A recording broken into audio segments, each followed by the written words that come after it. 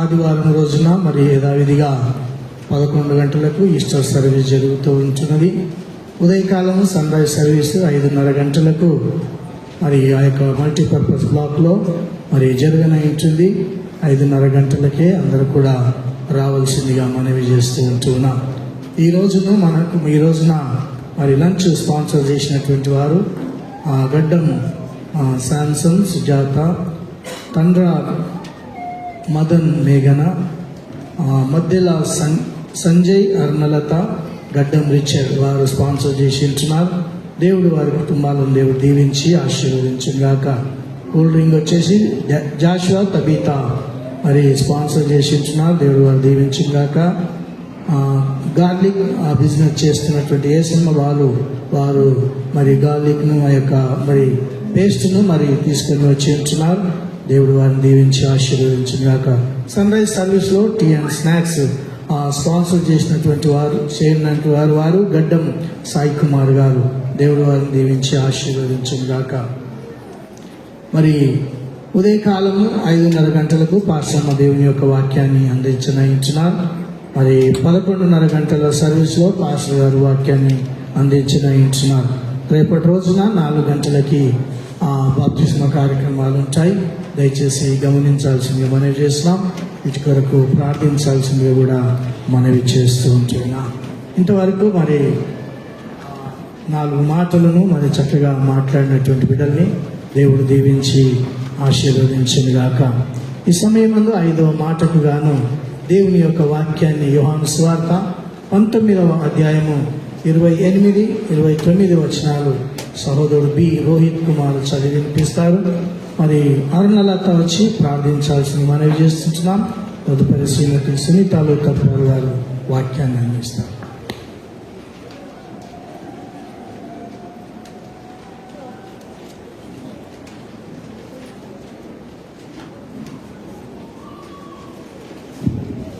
ఐదవ మాటకు 5 పాఠంగా యోహాను రాసిన సువార్త 19వ అధ్యాయము 28, 29 వచనం చదువుతున్నాం. అటు తర్వాత సమస్తమును అప్పటికి సమాప్తమైనదని యేసు ఎరిగి లేఖనము నెరవేరునట్లు నేను దప్పిక కొనుచున్నానెను. చిరకతో నిండి ఉన్న ఒక పాత్ర అక్కడ పెట్టి ఉండెను గనుక వారు ఒక స్పంజి చిరకతో నింపి హిస్సోపు పుడకకు తగిలించి ఆయన నోటికి అందించిరి. చదవన వాక్యం దేవుడు దీవించి ఆశీర్వదించున్నారు.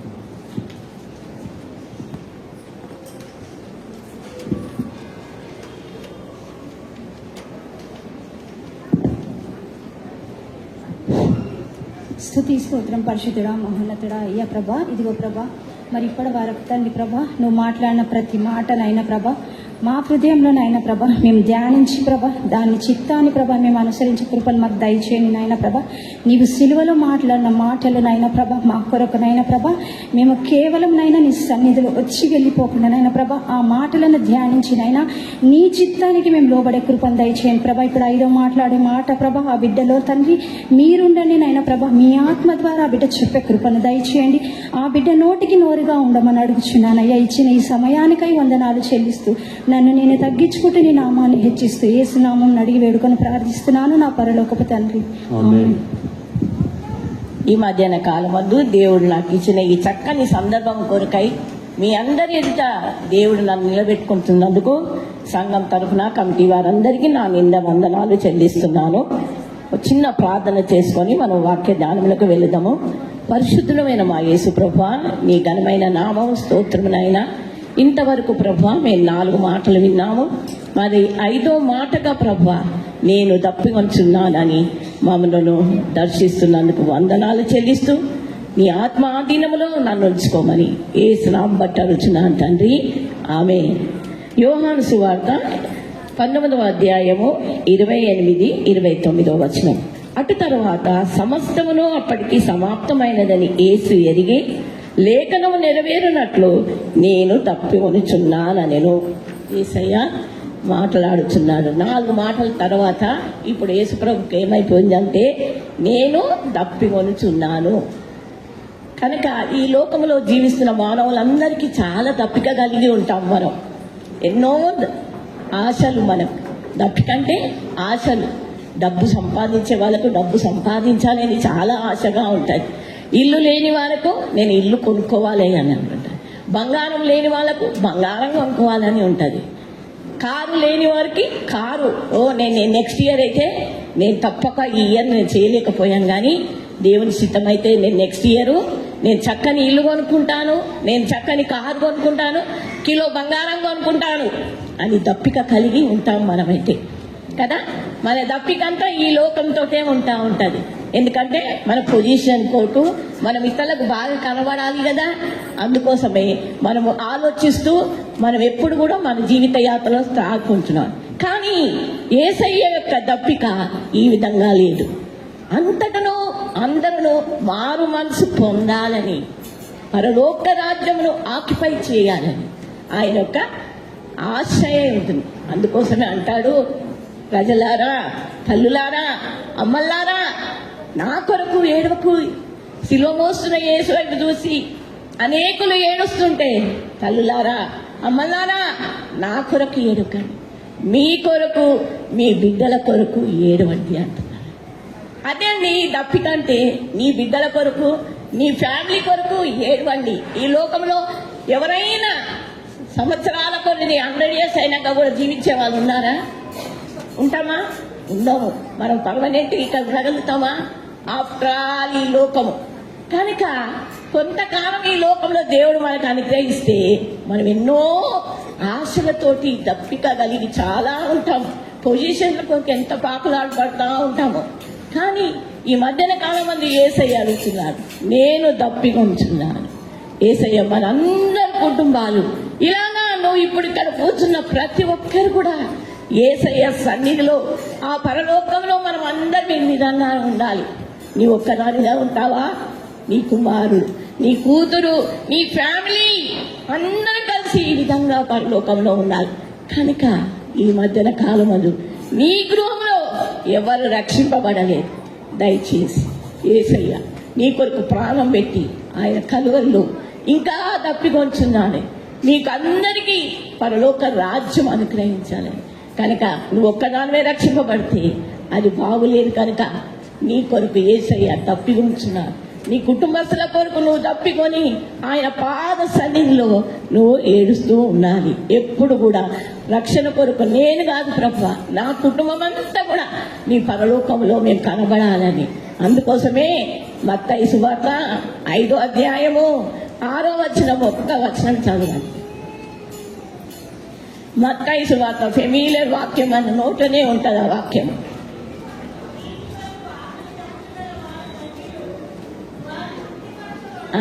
యేసు ప్రభు అదే అంటున్నాడు, నీతి కొరకు ఆకలి తప్పులు గలవారు ధన్యులు, మీరు తృప్తిపరచబడతారు. నువ్వు ఈ లోకంలో నువ్వు ఎంత సంపాదించినా కూడా మనకు ఏమి లాభం లేదు, అంత వదిలేయాలి.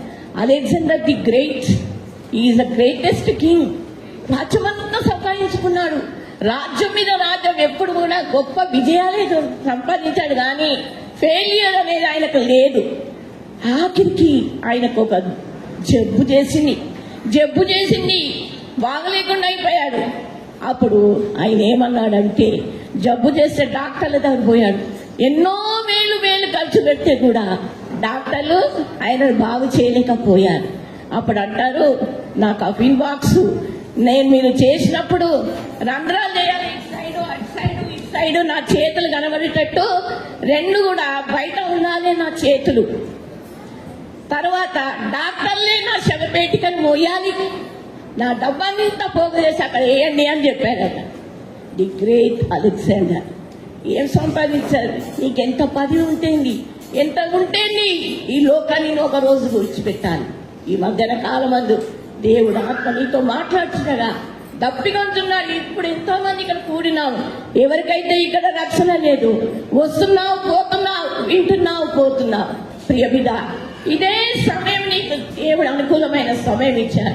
నీ కొరకు ఈ దినమున ఆయన తప్పికొని కలువరి సిలువలో ప్రాణం పెట్టి ఇంకా వెయిట్ చేస్తున్నారు. కనుక అప్పుడు అలెగ్జాండర్ ఏం చేశాడు? ఆయన చనిపోగానే ఆయన 2 చేతులు బయటకు పెట్టారు. ఎందుక సూచన, నేనెంతో సంపాదించాను కానీ నా వెంట నేను దేన్ని కూడా తీసుకొని పోలేదు.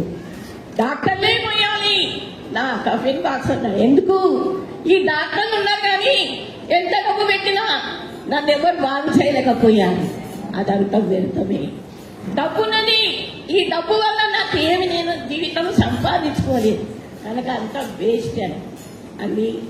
అందుకోసమే ప్రసంగి కూడా అంటారు, వ్యానిటీ వ్యానిటీ వ్యానిటీ, వ్యర్థం వ్యర్థం. నువ్వు ఎంత సంపాదించినా నీ బిడ్డల కోసం రక్షణ సంపాదించకుంటే దట్ ఈస్ వ్యానిటీ. కనుక ఈ మధ్యాహ్న కాలమందు దేవుని ఆత్మ నీతో మాట్లాడుతున్నారు. యాడ్ వస్తుంది కదా, మేరే దిల్ మాంగే మోర్, मेरे दिल मांगे मोर. अपना दिल तो दुनिया मांगते, दुनिया में रहना, दुनिया विश्वास से पूरा दुनिया अपना को ओना बोल के अपना को मांगते. మనకి ఎంత సరిపోదు, సంతృప్తి ఉండదు. మాంగో మాంగో ఏమవుతావు ఈ మధ్యాహ్న కాలంలో దేవుని ఆత్మ మాట్లాడుతున్నది.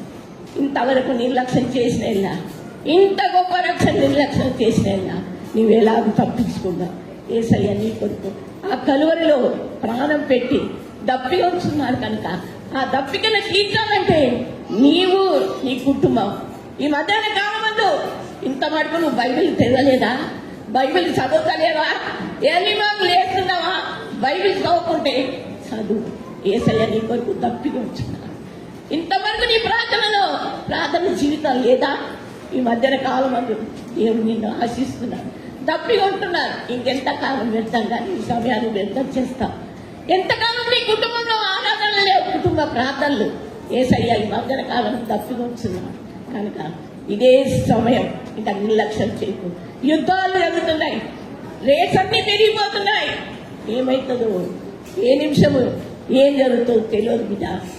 తప్పికొచ్చున్నాడు. ఈ మధ్యాహ్న కాలమందు యేసు అలా కలువలసినను నేను తప్పికొచ్చున్నాను. దాహం దాహం దాహం అంటున్నావు. ఈ ఎండాకాలం వస్తే ఎంత తాగినా మనకు దాహము తీరదు. అయితే యేసయ్య కూడా దాహం అయితే చాలా శ్రమ పడ్డాడు, చాలా వేదన పడ్డాడు. కొంత చిరికను తీసి ఆయనకు కల్పిద్దాం, చేతి చిరికను ఇచ్చారు. కానీ కాసేపు ఆ చేతి చిరిక ఎలాంటిదంట? మత్తు లాంటిదంట. ఆ మత్తుని తీసుకుంటే అంతా మాయం, మర్చిపోతారు అని అది యేసయ్యకి తాగనిచ్చారు. కానీ యేసయ్య అది తీసుకోలేదు. ఆ చిరికను తీసుకోలేదు. శ్రమల వల్ల తన్ను తాను రక్తహీనుడుగా చేసుకొని నీ కొరకు నా కొరకు ఆయన తన తాను సిలువకు అప్పగించుకున్నాడు. యవనుడా యవనస్తురాలా, నీకే కోరిక ఉంది? నెక్స్ట్ ఇయర్ నేను ఒక అందగాన్ని పెళ్లి చేసుకోవాలి, ఒక అందగత్తిని పెళ్లి చేసుకోవాలని ఆశపడుతున్నావు కదా. అట్లాగే యేసు కొరకు కూడా నీవు ప్రయాసపడు. చక్కని నీ కోరికలు తీస్తావు. నువ్వు తప్పికొని ఉన్నావు కదా, మరి యేసుని కనుక్కుంటే చక్కని అమ్మాయిని ఇస్తాడు, చక్కని అబ్బాయిని ఇస్తాడు, చక్కగా జీవిస్తావు. అనేకుల కొరకు నువ్వు ప్రయాసపడు. నీ జీవిత కాలం అంతా ఎట్లా ఉండాలి? పచ్చని ఒలివ చెట్టులాగా దైవ సేవకులను ప్రేమించు. దైవ సేవకులు వస్తే విసుకుపోకు. వాళ్ళు నీకు సువార్తను అందిస్తున్నారు. నీ రక్షణ కొరకు వాళ్ళు పాటుపడుతుండగా ఇంత గొప్ప రక్షణ నిర్లక్ష్యం చేయకు బిడ్డ. ఈ మధ్యాహ్న కాలం ముందు దేవుని ఆత్మ నీతో మాట్లాడుచున్నగా నీ కుటుంబంలో ఎవరు రక్షణ లేదో ఆ రక్షణ కొరకు ఏడువు. నువ్వు నీ కుటుంబం అందరూ కలిసి పరలోకంలో ఉండాలని ఆయన తప్పివచ్చున్నారు కనుక ఈ మధ్యాహ్న కాలమందు దేవుడు మిమ్మల్ని అందరినీ ఆశీర్వదించి మనమందరం కూడా ఆ పరలోకములో ఉండాలి. అశాశ్వతం. నువ్వు ఎంతకాలం బతికినా కూడా ఈ లోకంలో చనిపోవాల్సింది కనుక యేసు కొరకు బ్రతుకుదాం.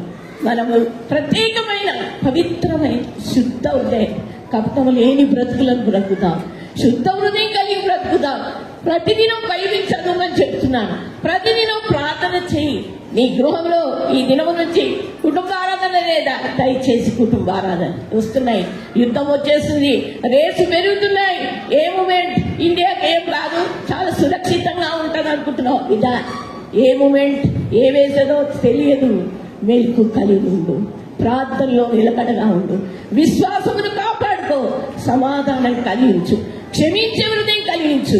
పరలోక వారసుగా మనమందరం కూడా ఆ రాజ్యంలో, నిత్య రాజ్యంలో సంతోషంతో, ఎవరైతే ఇక్కడ శాంతి సమాధానాలు లేకుండా ఉన్నారో నీ కొరకు దేవుడు సమాధానం దయచేయడానికి దప్పిగా ఉంచున్నాడు. నీ హృదయం ఒకవేళ కలవరంతో ఉందా బిడ్డ, తప్పక దేవుడు శాంతిని ఇస్తాడు. ఎన్నో సమస్యలతో ఉన్నావా, తప్పక దేవుడు నీ కొరకే నిల్చుండి నీ దప్పికను తీర్చడానికే ఉంటుంది కనుక భయపడకు, నెమ్మదిగా బ్రతుకు. ఎన్ని పరిస్థితులు ఎట్లా ఉన్నాగా యేసు వైపు చూచి ఈ పందరంలో ఓపికతో పరిగెత్తి విశ్వాసంలో కాపాడుకొని మన యొక్క పరలోకములో అందరూ కూడా ఆశించాలి. ప్లీజ్, ఎవరైతే నిర్లక్ష్యంగా ఉంటున్నారో, దేవుడు లేకుంటే మన బ్రతుకులు లేవండి. దేవుని కలిగిన బిడ్డలుగా బ్రతుకుచు సంతోషం, సమాధానం, నెమ్మదితో మన యొక్క జీవిత యాత్ర సాగిద్దాం.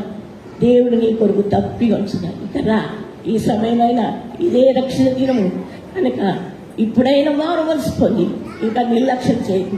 వింటున్నావు, వెళ్తున్నావు, వస్తున్నావు, పోతున్నావు, పరలోకం కావాలి. ఆ పరలోకం కొరకే యేసయ్య ఇంత శిలువ యాత్ర వరించాడు కనుక ఆ యేసు వైపు చూడ. ఆ యేసును చూస్తే మనం అన్నిటినీ ఓర్చుకోగలుగుతాం. మన కోసమే అన్నీ ఓర్చుకున్నాం. ఆయన 100% మానవుడు, 100% కూడా దేవుడు. నీకు ఇచ్చారనుకున్నా అన్నీ తెలిసి యేసయ్య నీ బాధ, నీ దుఃఖం. ఎందుకంటే యేసయ్య కూడా బాధపడ్డాడు, దుఃఖపడ్డాడు, నిందపడ్డాడు, ఎన్నో అవమానాలు పొందాడు. అట్టి దేవుడు ఈ కొరకు దప్పిగా ఉంచుండగా, యేసు నేను నన్ను క్షమించు, నా కొరకు నువ్వు దప్పిగా ఉంచున్నావు కనుక నీకేమి నేను చేయగలుగుతా, నా హృదయం మార్చుకుంటా ప్రభువా, నన్ను క్షమించండి. అందరం కలిసి దేవుని ఆరాధిస్తాం. ఇట్టి సమయంలో దేవుడు మనకు అనుగ్రహించింది కనుక మనమందరం నిర్లక్ష్యం ఉండకుండా యేసు కలిగి ఉందాం. దేవుడు నీ కొరకు దప్పిగా ఉంచున్నా, అట్టి దప్పికను ఈ మధ్యన కాలమందు నువ్వు తీర్చాలని నీ కొరకే ఆయన దప్పిగా ఉంచిన. ఇట్టి సమయం ఇచ్చిన దేవునికి వందనాలు చెల్లిస్తూ ముగిస్తున్నాను.